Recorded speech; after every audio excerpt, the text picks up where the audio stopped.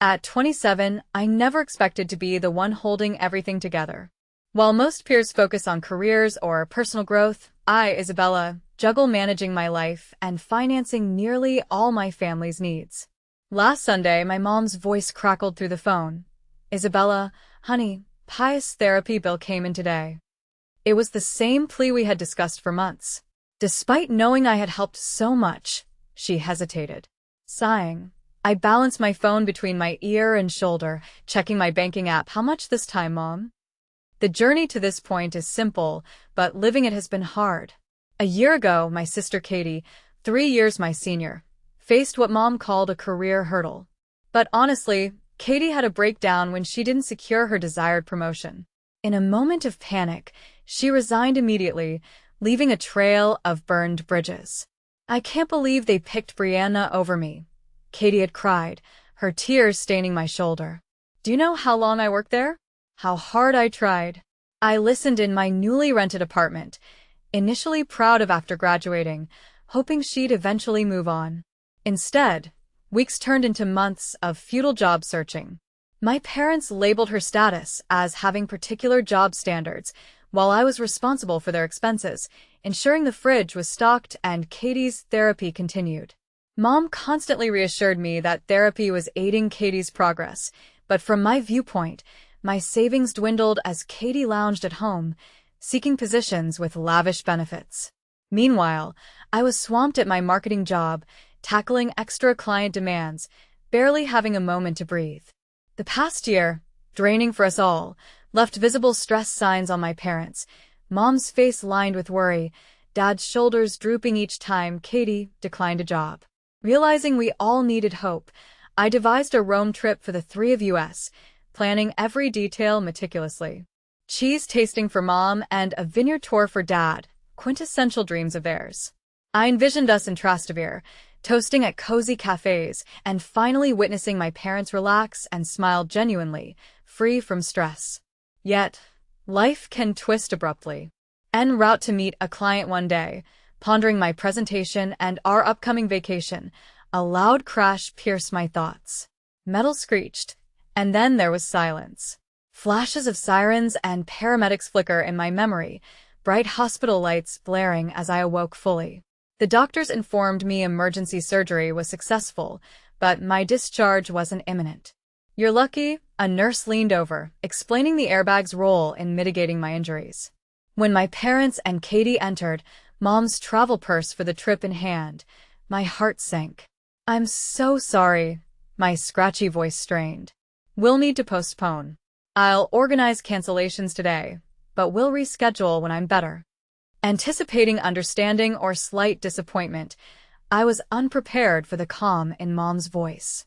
"Oh, there's no reason to cancel, dear," she said, adjusting her purse strap, leaving me questioning if painkillers distorted her words. "Your dad and I have talked," she continued. The decision had been made to proceed with the trip, leaving me to recuperate in the hospital and taking Katie along in my stead.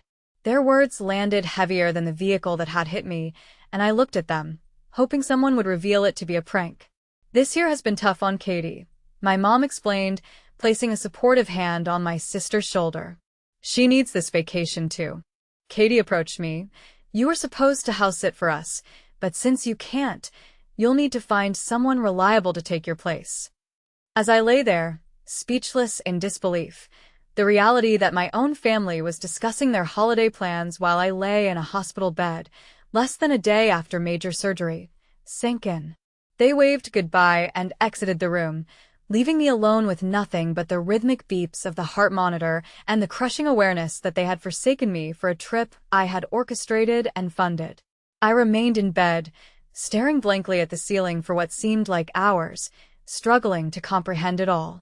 Even the pain medication couldn't alleviate the heartache, unrelated to my physical injuries. They didn't even ask how I felt. I murmured to myself, no inquiries about the surgery, the accident, nothing. The nurse passed by for the third time, probably noticing the spiking readings on the monitor. With concern, she paused at the doorway, inquiring, "Everything all right, honey? Your numbers are quite elevated." Realizing I needed my phone, I requested, "Could you get my phone, please? It should be with my belongings."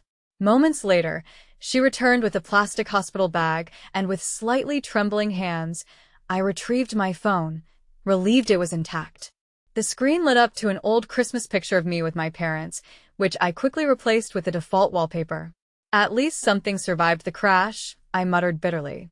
Opening my email app, I found my Rome trip folder brimming with the reservations and plans I had meticulously arranged. I hesitated, then resolved, if they want to treat me like a travel agent, not a daughter, I'll act the part. Methodically, I started canceling everything, beginning with the hotel. A few clicks, and the suite with a scenic view was no more.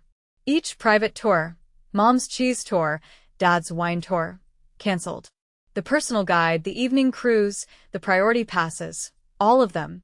As I canceled each piece of the trip, I felt a complex blend of emotions. A tinge of sadness for the lost dreams mingled with a sense of justice. My family had dismissed my accident as a mere inconvenience and chose to take Katie, who hadn't contributed, on the trip I financed, all while I recuperated in a hospital bed. The final cancellation was their return flight. I paused, contemplating the repercussions they would face, then clicked the button. Some egotistical part of me wondered how they'd react upon discovering they'd need to sort out their journey home. After canceling everything, I silenced my phone, flipped it face down on the nightstand, and shut my eyes. They would figure it out soon enough. Perhaps mid-Atlantic, they grasped that actions have consequences, even within a family. Maybe, upon landing in Rome without accommodation, activities, or a flight back, they'd experience what it feels like to be abandoned and left to fend for oneself. At precisely 3:25 a.m., the first notification arrived. They must have touched down in Rome and attempted to check into the hotel. My phone continued to illuminate silently, and, despite the ache in my ribs, I allowed myself a small smile. By breakfast, I had 15 missed calls. By lunch, it was 40.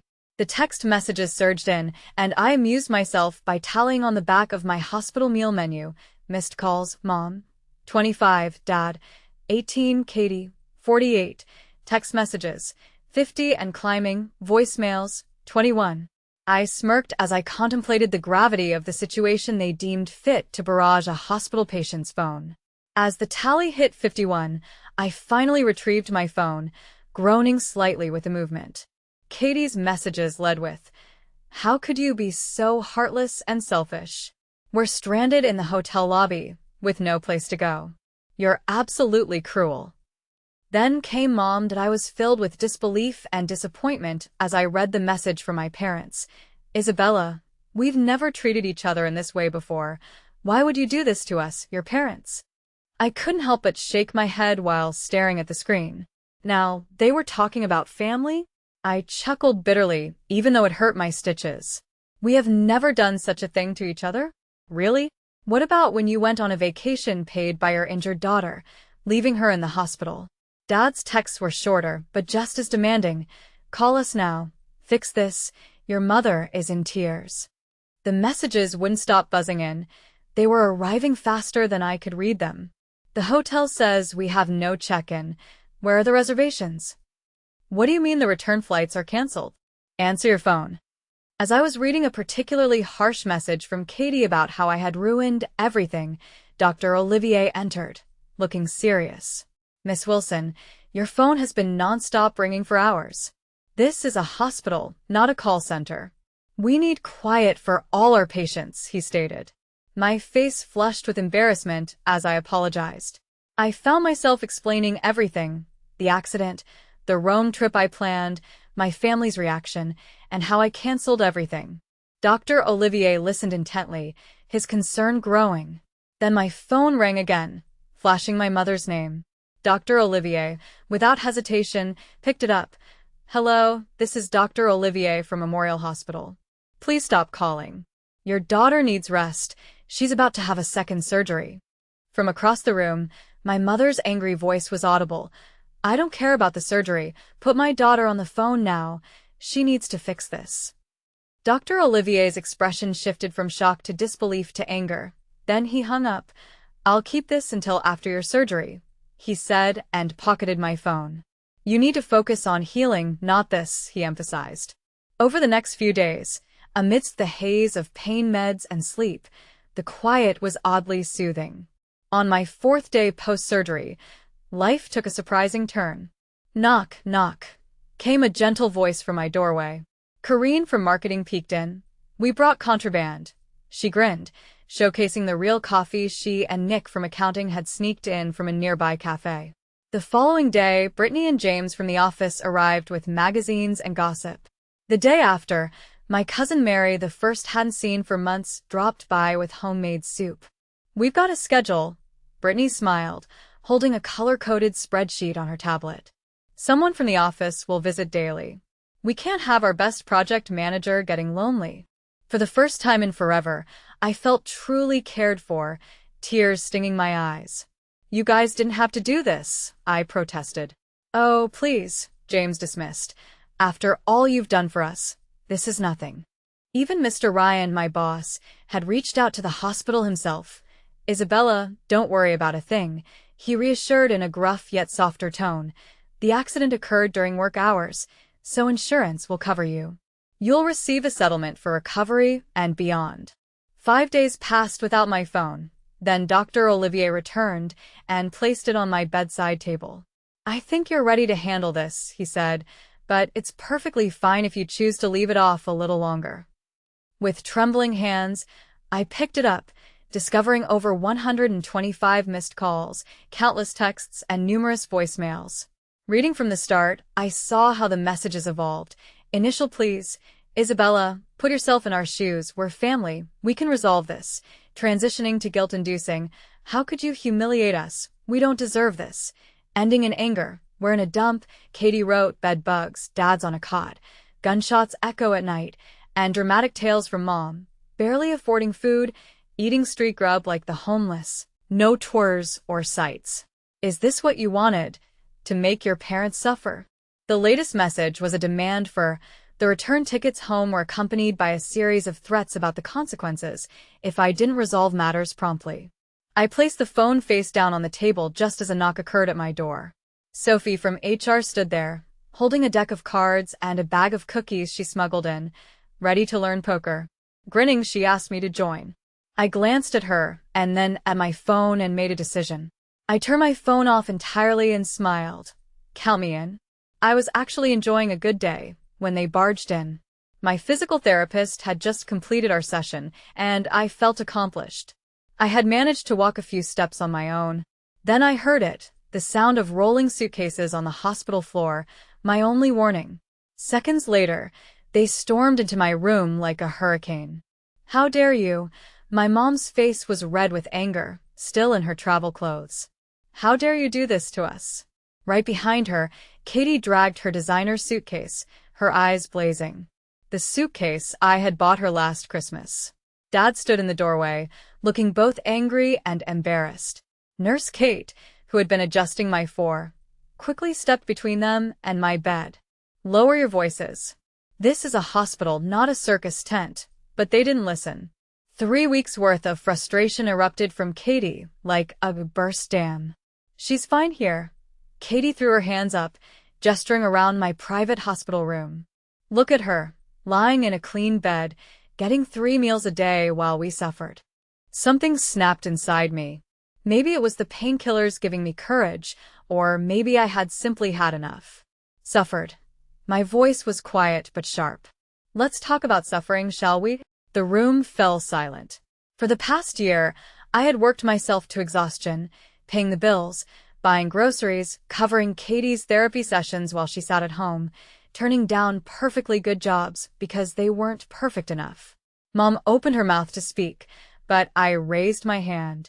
Not this time. I had planned this trip as a gift. I spent months organizing everything. I paid for it all with my own money. Then I got into a serious accident, needed emergency surgery. And what did you do? Did you ask how I was feeling? Did you care if I was okay? No. You took Katie, the person who hadn't contributed a single penny to this family in over a year, on my vacation while I lay in a hospital bed. I could see the first flickers of shame on Mom's face, but it didn't last long. You can afford to go to Rome anytime, she snapped. This might have been our only chance. Then Katie, my own sister, delivered the final blow. Besides, you might have been left disabled after the accident, then you definitely would have canceled everything. That's why I convinced Mom and Dad we should go while everything was still paid for. The room went dead silent. Even Mom looked shocked. My fingers trembled as I reached for the call button. The speaker crackled, "Security, please. I need 4 people escorted out of my room and added to the restricted visitors list." "Isabella, don't you dare." Mom started, but it was too late. 3 security guards stepped into the room. "This patient is recovering from major surgery," one of them said firmly. "I'm going to have to ask you to leave." I watched as they were led away, Mom's angry voice echoing down the hall. Dad's silence said everything. Katie's protests faded as they disappeared from sight. The next day, I did something I should have done months ago. I blocked their numbers, all of them. My finger hovered over Dad's contact for a moment longer than the others, but in the end, his silence had been just as painful as their actions. Then I opened my banking apps. I canceled all the automatic payments I had set up for my family. No more monthly transfers for Katie's therapy, no more paying their utility bills, no more grocery money. I felt lighter, like a weight had been lifted off my shoulders. For the first time in a long time, I could breathe. 3 weeks later, I was discharged from the hospital. When I finally got home, my apartment felt like a sanctuary. My work friends had cleaned it, stocked the fridge, and even put fresh flowers on the kitchen counter. No family drama, no guilt trips, no financial demands, just peace and quiet. I focused on getting better. I did my physical therapy exercises. I started working remotely. Slowly, life fell into a rhythm, one that didn't revolve around fixing. About a month after being discharged from the hospital, my phone buzzed with messages from cousins and friends of the family. Mom had vented her grievances on Facebook, lamenting, "My own daughter has left us in our time of need. After all we've done for her, she's turned her back on her poor, struggling parents." She went on to mention that Katie couldn't find work, bills were stacking up, and I wasn't even returning their calls. A number of her acquaintances who were unaware of the actual story consoled her, expressing sentiments like how dreadful it was to raise such an ungrateful child, and that family should always be a priority. They even offered prayers for my return. Just as I considered closing the app, a new comment appeared, this time from my cousin Mary. "Aunt Linda, are you seriously acting as the victim? You left Isabella alone after her car accident to go on a vacation she funded, taking Katie with you instead of supporting your injured daughter. We know the real story." Additional relatives began chiming in, recounting how I had supported my parents for a year while Katie didn't work, and how I had planned the Rome trip as a gift. They reminisced about visiting me in the hospital while my parents toured Europe. Within 3 days, the post was deleted, but not before screenshots spread throughout the family group chat. Mom's attempt at self-victimization had utterly backfired. For months post-accident, I walked into my office unaided for the first time, with confidence and a steady stride. All the physical therapy had been effective. I felt as strong, if not stronger, than before. I anticipated a quiet return, perhaps some casual conversations around the coffee machine. Instead, I was greeted by the entire team gathered around my desk, with an enormous cake as the centerpiece of my welcome back celebration. "Welcome back, Isabella," they cheered. The cake was breathtaking, with 3 beautiful tiers of vanilla and chocolate adorned with fondant flowers and topped with a tiny figurine of a woman standing tall. Emotion overwhelmed me, and I began to speak. "You guys." But words failed me. Karine embraced me, while Nick started slicing the cake. "Oh, and this arrived for you," Brittany mentioned, handing me an envelope from the insurance company. Surrounded by my work family, I opened it and almost dropped it upon seeing the settlement amount. More zeros than expected. That night, indulging in leftover cake, I browsed travel sites. The luxury hotel in Rome I had previously booked appeared in my search results. I quietly booked a single room for 4 months ahead. Smiling, I murmured, "Single room this time," and clicked Book Now. I arranged the tours as well, identical to my prior plans but tailored for solo travel, the cheese tour, wine tasting, and private guide, all uniquely personal experiences this time with no compromises. My phone buzzed with another attempt for contact from my family, a text from Mom, a voicemail from Dad, an email from Katie. Earlier, they had sent extravagant flowers to my apartment, which I discarded outright. The last message was from an unknown number. Isabella, it's Mom. Please talk to us. We're still family. I deleted it without replying, turning back to my laptop, witnessing confirmation emails coming in, hotel, tours, flights. This time, they filled me with pure excitement, not stress or concern. They weren't for anyone else or managed according to anyone else's expectations. I set aside my laptop, went to the window, and gazed at the city lights. Just 3 more months until I would roam the streets of Rome, eating at cafes, exploring museums, and crafting my own memories. My phone buzzed again, presumably another family call. I didn't bother checking. Instead, I closed my laptop with a smile, opened my photo gallery, and deleted the old family photos. It was time for new pictures, new memories, and fresh adventures. Sometimes, chosen family, friends, co-workers, and kind-hearted strangers who transcend mere acquaintanceship hold deeper significance than the family you're born into. I learned that lesson the hard way, but as I stood there planning my solo trip, I was certain of one thing: I would never forget what truly mattered.